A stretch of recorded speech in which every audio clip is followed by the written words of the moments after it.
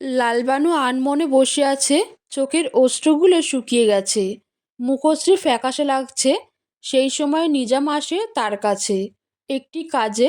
লালবানুকে এমন মনমরা দেখে জিজ্ঞেস করে, কি হয়েছে ভাবি? লালবানু জবাব দেয় না। নিজাম পুনরায় জিজ্ঞেস করে। লালবানুর প্রসঙ্গ বদলে বলে, কোন দরকারে আসছেন? হয় ছোট ভাবি, আপনার কাছ থেকে আজকের বাজারের লিস্ট নিতে বলছে। আমি একটু পর বলতেছি। নিজাম মাথা নাড়ায়। লালবানু তাকে চলে যেতে বলে, কিন্তু নিজাম যায় না। সে লালবানুর ফ্যাকাশে মুখের দিকে তাকিয়ে আছে। কিছুক্ষণ পর শান্ত গলায় বলে, কি হয়েছে ভাবি? আপনার মন খারাপ কেন? বন্ধু হিসাবে বলেন না। লালবানু নিজামের দিকে তাকায়। তার চোখের ভাষায় অন্য কিছু লক্ষ্য করে লালবানু। নিজাম বেশ উদ্বিগ্ন কণ্ঠে বলে, আপনার গালে লালচে দাগ পইড়া আছে। আপনারে কি ভাই মারছে? আপনি এখন যান। নিজাম তবুও যায় না। সে দাঁড়িয়ে রয়েছে। লালবানু কিছুটা বিরক্তি নিয়ে বলে, আমি আপনারে যাইতে বলছি। এবার নিজাম বাধ্য হয়ে চলে যায়। লালবানু সেখানে বসে থাকে।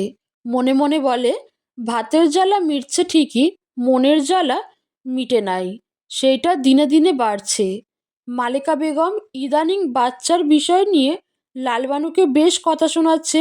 লালবানু এসব নিতে না পেরে বলে, আপনার পোলার মধ্যে সমস্যা, এইখানে আমি কি করব? কথাটি শুনে মালেকা বেগম লালবানুর গালে থাপ্পড় বসিয়ে দেয়। নিজের সর্বশক্তি দিয়ে আঘাত করে মালেকা বেগম। হঠাৎ আক্রমণে লালবানু তাল সামলাতে না পেরে নিচে পড়ে যায়। মালেকা বেগম রাগী গলায় বলে, মুখ পুরি, তোর এত বড় স্পর্ধা, তুই আমার পোলারে দোষ দাও? বন্দা মাইয়া হইয়া পুরুষ মানুষরে দোষ দিতে তোর মুখে বাঁধল না? লালবানু মুখ ফুটে যখন বলে, এটা কবিরাজের কথা। সেই সময় মালেকা বেগম কিছুটা সময় শান্ত থাকে। তারপর মালেকা বেগম সোজা মাজেদের ঘরে গিয়ে বসে। মাজেদ সেই সময়ে বাড়ি ছিল না। তবুও মালেকা বেগম তার ঘরে বসে থাকে। সন্ধ্যা পেরিয়ে রাত হতে যখন মাজেদ ঘরে আসে, তৎক্ষণাৎ মালেকা বেগম বলে, তোর বউয়ের স্পর্ধা দেখছ? কেন, কি হয়েছে আম্মা? মাজেদ বুঝতে না পেরে প্রশ্ন করে।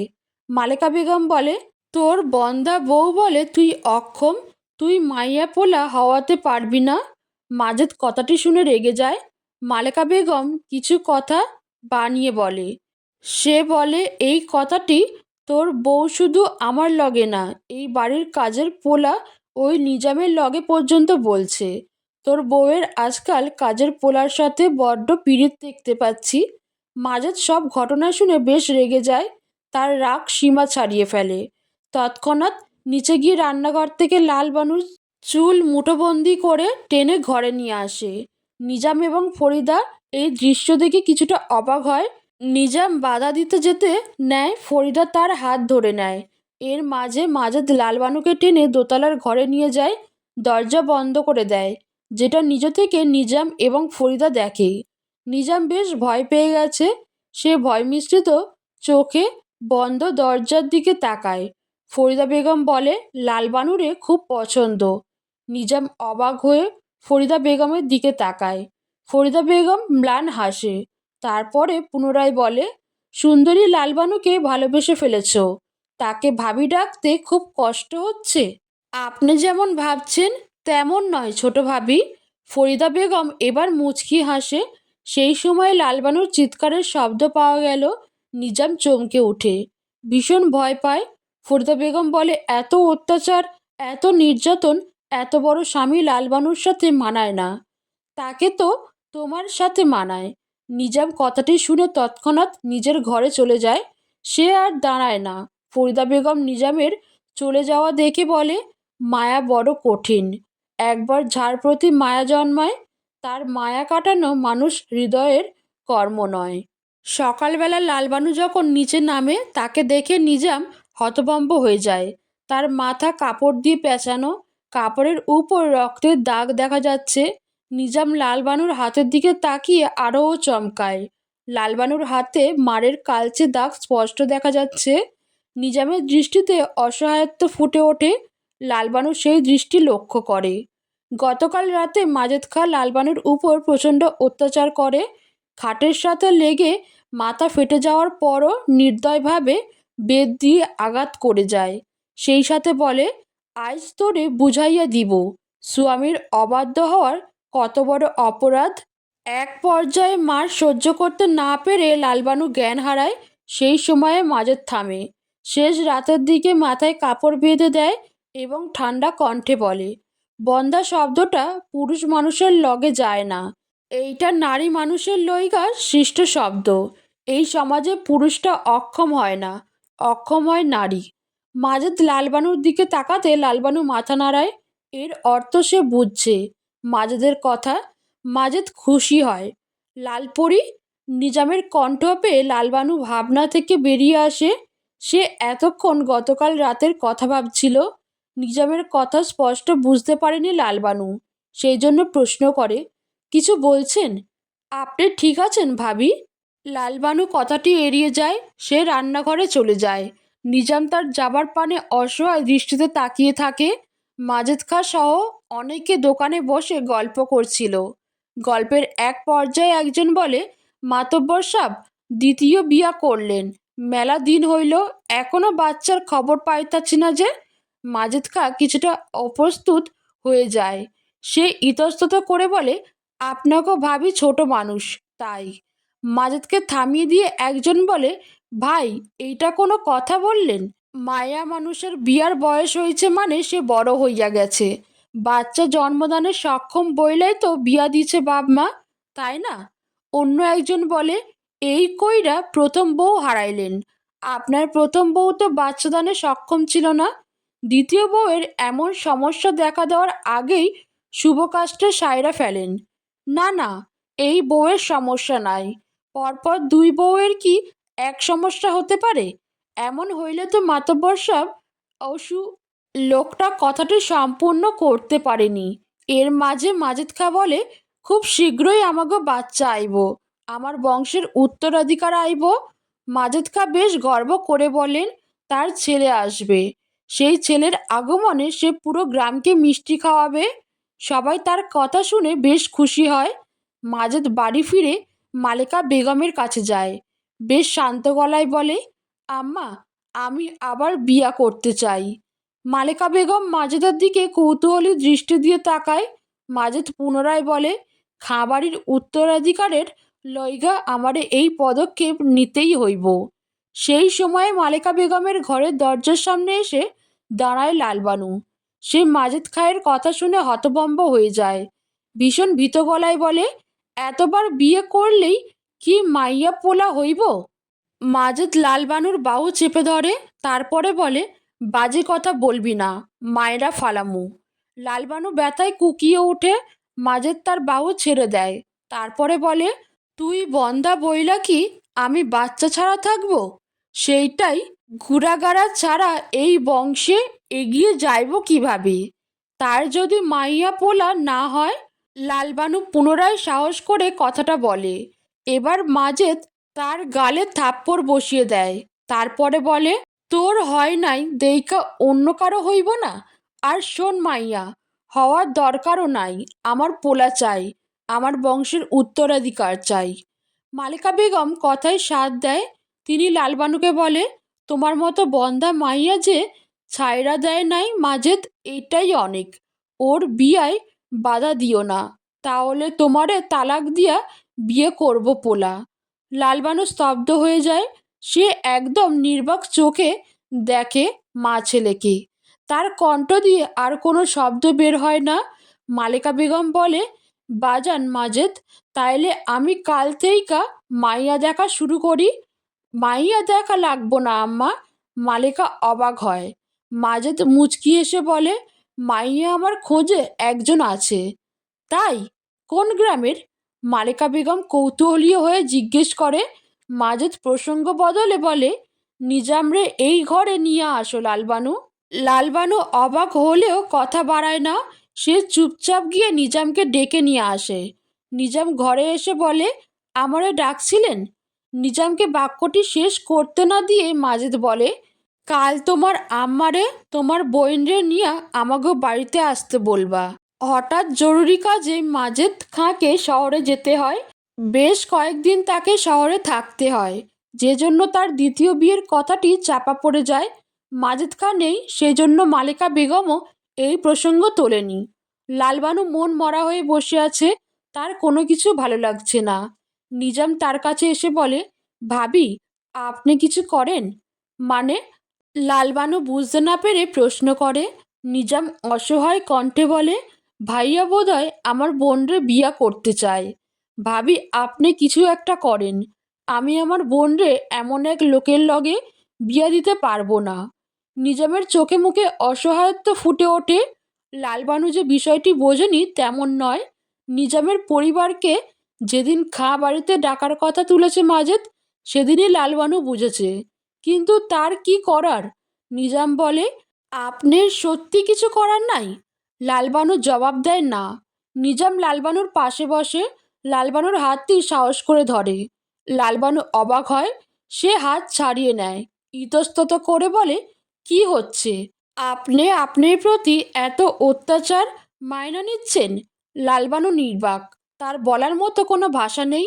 নিজেকে সামলে লালবানু বলে, আপনি কাজ ছাইরা দিয়া চইলা যান, আপনার বোনরে অন্যত্র বিয়া দেন। কাজ ছাইরা দিলে বুঝি মাজেদ খাঁ ঠিক হইয়া যাইব? নিজাম একটু থেমে পরক্ষণেই বলে, না, ঠিক হইব না। তার মতো একটা খুনি ঠিক হওয়ার না। লালবানু চমকে ওঠে, সে বিস্ময়কর দৃষ্টিতে নিজামের দিকে তাকায়, তারপরে বলে, সে খুনি? লালবানুর বিশ্বাস হচ্ছে না। যতই হোক, মাজেদ খাঁ তার স্বামী। নারী সত্তার একটি বিশেষ গুণ রয়েছে, তারা কবুল বলার পর থেকে স্বামী মানুষটাকে ভালোবেসে ফেলে। সেই ভালোবাসা ধীরে ধীরে গভীর হয়। লালবানুর সেই ভালোবাসা তাকে বলছে, এ অসম্ভব। নিজাম লালবানুর মনের অবস্থা বুঝতে পারে। এরপর নিজাম যা জানায়, সেটা শুনে লালবানুর পৃথিবীটা কেমন ঘুরতে শুরু করে। তার মনে হয় সেই জগতে নেই। নিজাম বলে, এই মাজেদ খাঁ আমার আব্বারে খুন করছে। লালবানুর মন বিশ্বাস করতে চায় না। নিজাম কান্না করে দেয়, তার চোখ দিয়ে অশ্রু গড়িয়ে পড়ে। সে পুনরায় বলে, আমার আব্বার মৃতদেহ পাওয়ার পর আমি আমার আম্মা বারবার পুলিশের কাছে যাইতাম, কিন্তু তারা তেমন কথা বলতে চাইতো না, এড়াইয়া যাইতো। সেই সময়ে হঠাৎ মাজেদ খাঁ আইসা আমারে এই বাড়িতে কাজ দেয়। তার ঠিক পরের দিন সে যাইয়া আমার আম্মারে ভয় দেখায়, পুলিশের কাছে বারবার যাইতে বারণ করে। যদি বেশি বাড়াবাড়ি করে আম্মা, তাহলে আমারে মাইরা ফেলবো। এজন্য আমারে এইখানে সবসময় লইগা রাইখা দিছে, যাতে আমার আম্মারে মনে ভয় সৃষ্টি করা যায়। শুধু তাই নয়, আমার আম্মার উপরেও নজর রাখা হচ্ছে। আমরা যদি পালাইয়া যাই, তাইলে আমাগো সে শেষ কইরা দিব, এমন হুমকি দিছে। লালবানু সব শুনে বেশ হতভম্ব হয়ে যায়। নিজাম চোখের অশ্রু মুছে বলে, এইসব সে কেন করছে? আমার আব্বারে সে খুন করছে, তাই আমাগো এত হুমকি দিচ্ছে।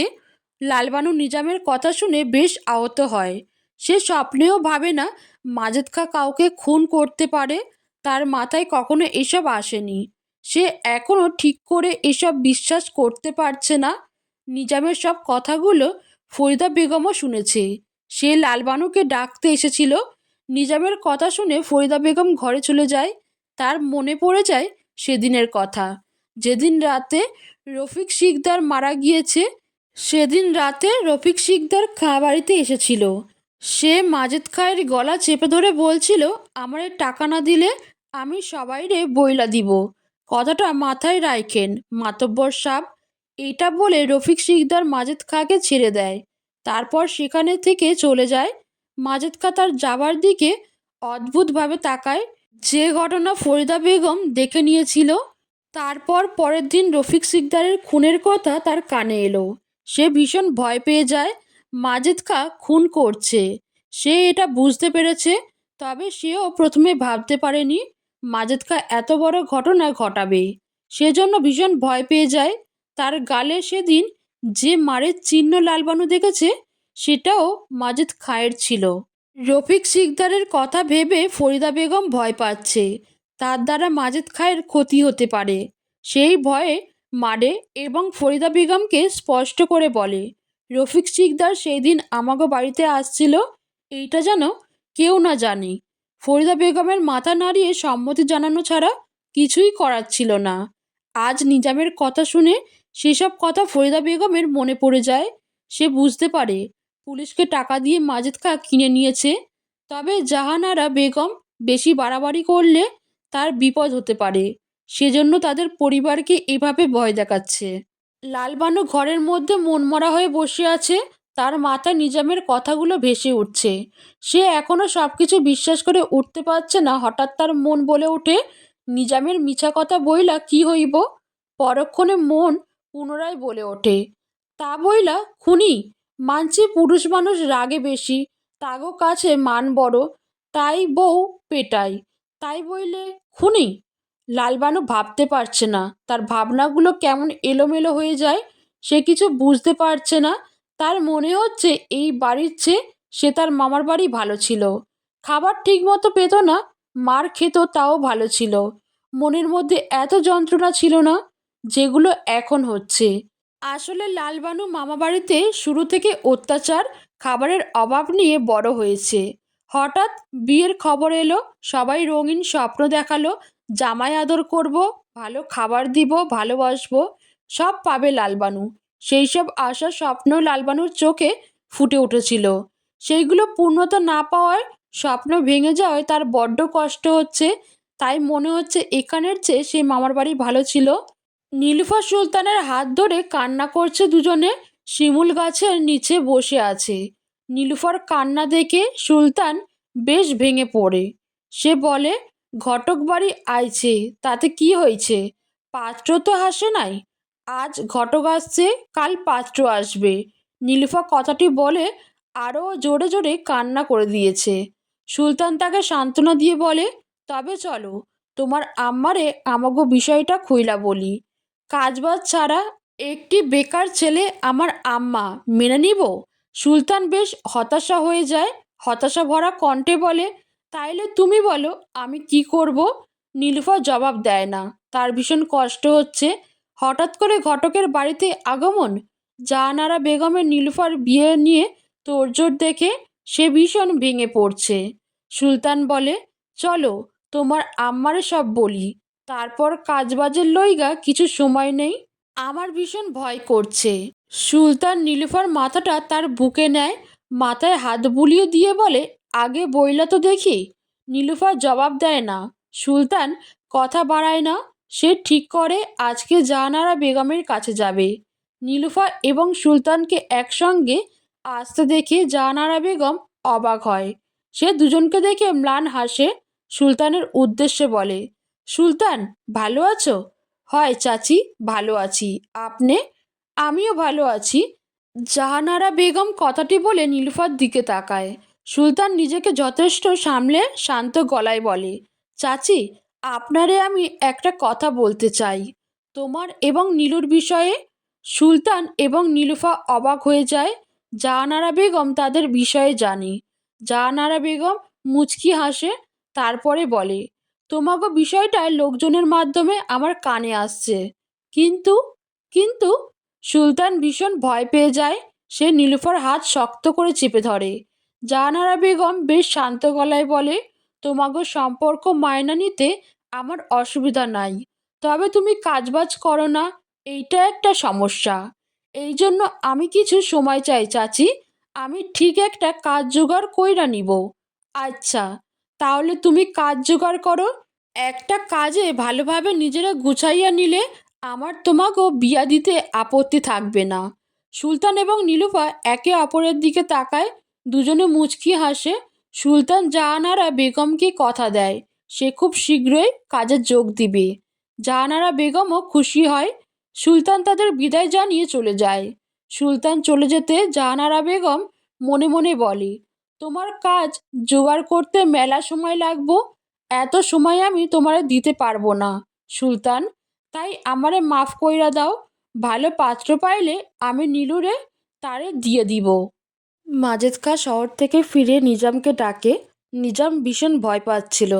মাজেদ খাঁ এটা দেখে ম্লান হাসে, তারপর বলে, শুনলাম তোমার বোনরে বিয়া দিবা। ঘটক খবর দিয়েছে তোমার আম্মা। হ্যাঁ, নিজাম আস্তে করে জবাব দেয়। মাজেদ খাঁ মুচকি হাসে, তারপর শান্ত গলায় বলে, ভাবছিলাম বিয়া করব। তবে তবে ভীষণ ভয়ে জিজ্ঞেস করে নিজাম। মাজেদ খাঁ শব্দ করে হেসে দেয়, তারপরে বলে, আমার এত সুন্দর লাল টুকটুকে একটা বউ থাকতে আমি বিয়া করব কেন? এই কথাটা মাথায় আসতে বিয়ার চিন্তা বাদ দিয়া দিচ্ছি। নিজাম কথাটি শুনে অবাক হয়, এই সাথে ভীষণ খুশিও হয়। মাজেদ খাঁ নিজামের সাথে নানা ধরনের গল্প করে। মাজেদের সব কথা শুনে নিজাম বুঝতে পারে মাজেদ সত্যি পুনরায় বিয়ে করার চিন্তা বাদ দিয়েছে। নিজাম মাজেদের থেকে বিদায় নিয়ে তৎক্ষণাৎ লালবানুর কাছে যায়। সে খুশি হয়ে লালবানুকে বলে, আপনার লইগা ভালা খবর। লালবানু বুঝতে না পেরে নিজামের দিকে তাকায়। নিজাম মুচকি এসে বলে, ভাইয়া বিয়া করব না। নিজাম মাজেদের সাথে হয়ে যাওয়া সব কথা লালবানুকে জানায়। লালবানু সব শুনে কিছুটা খুশি হয়, পরক্ষণে মুখশ্রী মলিন হয়ে যায়। শান্ত গলায় বলে, আপনার আব্বারে সত্যিই উনি খুন করছে? নিজাম কথাটি শুনে চুপ করে যায়, পরক্ষণে ম্লান হেসে বলে, আমার মিছা কথা বইলা কোনো লাভ নাই। লালবানু কথা বাড়ায় না, সে চলে যায়। সুলতান কাজের সন্ধানে কয়েক গ্রাম ঘুরে বেড়ায়, তেমন কাজের দেখা মেলে না। দিন মজুরির কাজ আজ নিলে কাল নেই, এইসব করে পোষাচ্ছে না। সেজন্য সুলতান শহরে যাওয়ার সিদ্ধান্ত নেয়, যেটা শুনে নীলুফা কান্নায় ভেঙে পড়ে।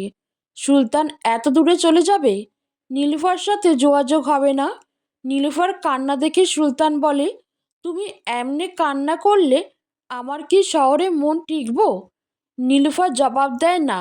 সুলতান নীলুফাকে জড়িয়ে ধরে তারপরে বলে, আমি একটা কাজ জোগাড় কইরা চইলা আসবো, তারপর তোমারে বিয়া কইরা শহরে নিয়ে ঘর বানাবো। আমার উপর ভরসা রাখো। এতদিন আমি তোমাকে ছাড়া থাকবো কিভাবে? নীলুফার চোখের অশ্রু মুছে দিয়ে সুলতান বলে, আমার লগে কাটানো মুহূর্তগুলো ভাবো, দেখবা সেই সব ভাবতে ভাবতে আমি চইলা আসছি। নীলুফা ম্লান হাসে, ভীষণ কষ্ট নিয়ে সে সুলতানকে বিদায় জানায়। সুলতান নীলুফা এবং তার পরিবারকে বিদায় জানিয়ে শহরের উদ্দেশ্যে পা বাড়ায়। মাজেদ খাঁয়ের বিয়ের ভূত মাথা থেকে নেমেছে শুনে জাহানারা স্বস্তি পায়, তবুও তার বিশ্বাস হয় না। তাই আজ পুনরায় রতন ঘটকের কাছে আসছে। রতন ঘটকের কাছে আসতে সে বলে, আরে রফিকের বউ যে? হয়। ঘটক সাব, আপনার তো আমার মাইয়া নীলুর কথা বলছিলাম। হয়, মনে আছে। তোমার মাইয়ার লগে আমি একখানা সুপাত্র খুঁজা পাইছি। জাহানারা খুশি হয়ে যায়। সে মুচকি হেসে বলে, সত্য? হয়, তবে তবে কোনো সমস্যা ঘটক সাহেব? জাহানারা এই কথাটি শুনে ঘটক সাহেব বেশ কিছুক্ষণ চুপ থাকে, তারপর ধীরে ধীরে বলতে শুরু করে। রতন ঘটক পান খাওয়া দাঁত দিয়ে বেশ হেসে হেসে বলে, পোলার মেলা বড় ঘর, জায়গা জমির অভাব নাই, গ্রামে বিশাল অট্টালিকা, আপনার মাইয়ার কোনো অসুবিধা হইব না। তবে পোলা একটু সময় নিতে চায়, এখন বিয়া করব না। জাহানারা বেগম কিছুই বুঝতে পারে না। রতন ঘটক পুনরায় বলে, তবে আপনার মাইয়ারে পছন্দ হয়েছে, সেজন্য সে চায় আপনার মাইয়ার লইগা অন্য পোলা না দেখা হোক। সে আমারে ওয়াদা দিয়েছে সে আপনার মাইয়ারে বিয়ে করব। জাহানারা বেগম কথাটি শুনে খুশি হতে পারলেন না। সে চায় নীলুফার দ্রুত বিয়ে দিতে, তাই বলে এত ভালা পোলা লাগবো না। যেই পোলারে আয় রোজগার আছে, এখন বিয়া করতে চাই, সেই পোলার খোঁজ লাগান। তাইলে আপনার অপেক্ষা করতে হইব, আমি সন্ধান কইরা জানাবো। জাহানারা বেগম খুশি হন। রতন ঘটক বেশ বোঝানোর সুরে বলে, ওই পোলাটার লইগা একটু অপেক্ষা করলে পারতেন। এত ভালো পোলা হাতছাড়া না করাই ভালো। আমার তাড়া আছে, এত অপেক্ষা করা যাইব না। তাই যেই পোলা অপেক্ষা করাইব না তেমন খুঁজেন। জাহানারা বেগমেরও মন চাচ্ছে না এত ভালো পাত্র হাতছাড়া করতে, কিন্তু কিছু করার নেই। মাজেদ খাঁয়ের মাথার বিয়ের ভূত চাপার আগে নীলুফার বিয়ে দেওয়া জরুরি। সেদিন রাতে মাজেদ খাঁ বেশ রাত করে বাড়ি ফেরে। ঘরে এসে কোনো কথা ছাড়া সোজা বিছানায় শুয়ে থাকা লালবানুকে লাথি মারে। লালবানু হকচকিয়ে ওঠে, পেটে প্রচণ্ড ব্যথা পেয়েছে। মাজেদ খাঁ রাগান্বিত কণ্ঠে বলে, আমারে পোলা দিতে পারবি না কেন বল? আমার বংশের উত্তরাধিকার দিতে পারবি না কেন? তুই বন্ধা কেন? মাজেদ খাঁ পুনরায় লালবানুকে আঘাত করে। লালবানু ব্যথায় চিৎকার দিয়ে ওঠে। মাজেদ খাঁ বলে, তোর লাইগা আমার সবখানে কথা শুনতে হয়।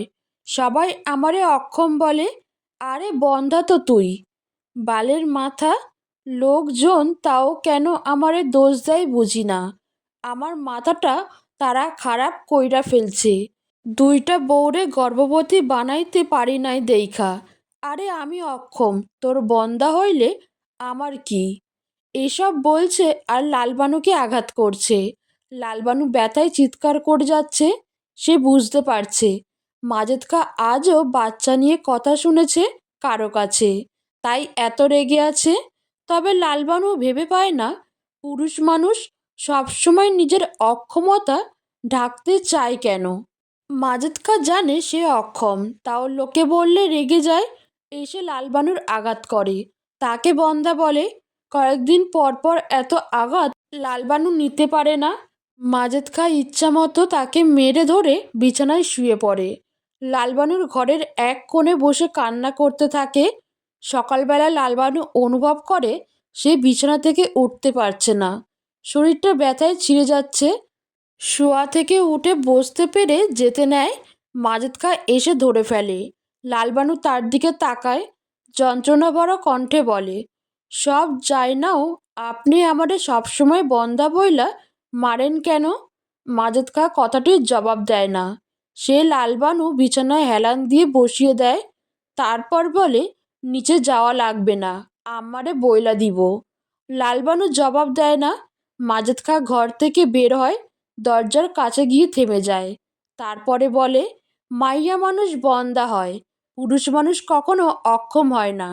তাই অকারণে আমারে কেউ অক্ষম বললে আমার মাথায় আগুন ধইরা যায়।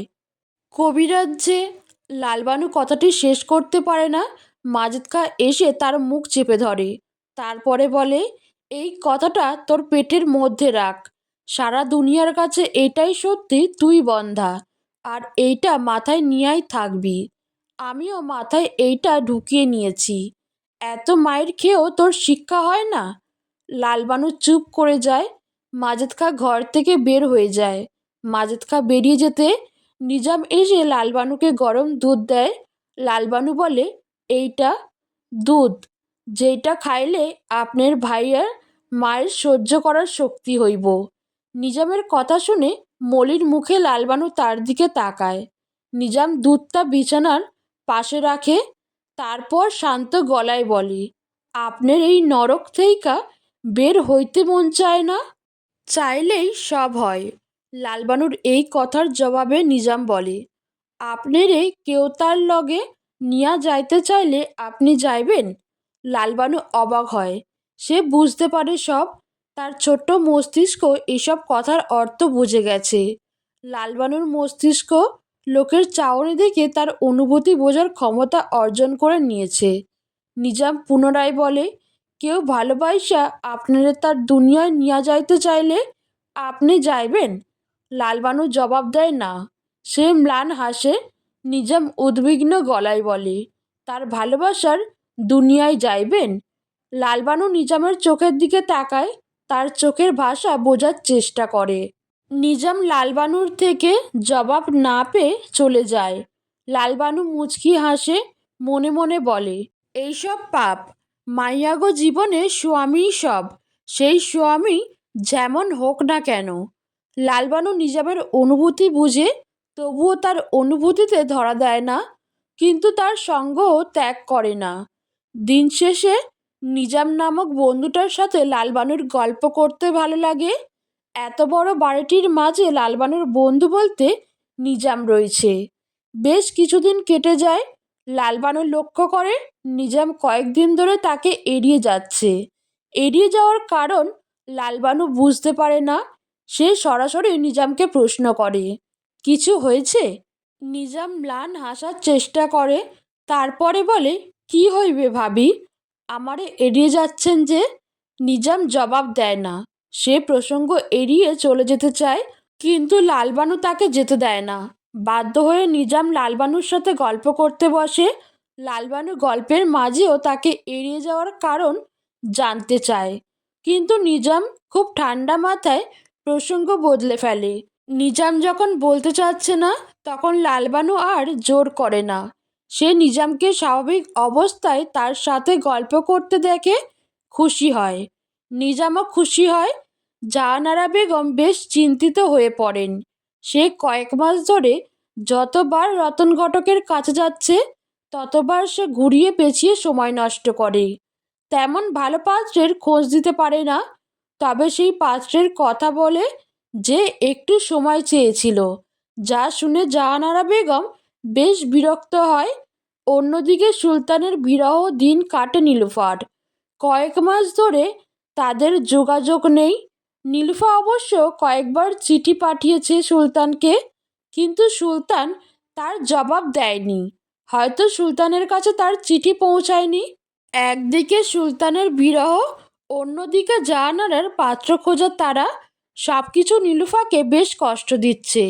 সে তার মাকে বারবার সুলতানের কথা বলতে থাকে। তার মা জানায় তার মনে আছে, সুলতান আসলে দেখা যাবে।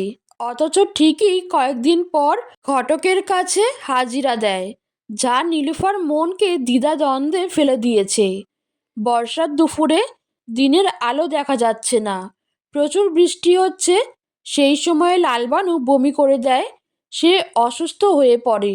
বেশ কিছুদিন ধরে মাথা ঘুরছিল, বমি বমি ভাব, তেমন কিছু খেতে পারে না। সব কিছু লক্ষ্য করে মালেকা বেগম বলেন, তুমি পুয়াতি বড় বউ। লালবানু অবাক হয়। অন্যরাও কিছুটা অবাক হয়। মালেকা বেগম সেই বৃষ্টির মধ্যে নিজামকে পাঠায় একজনকে ডেকে নিয়ে আসতে। খাঁ বাড়ি থেকে জরুরি ডাক পেয়ে মহিলাটি আসে।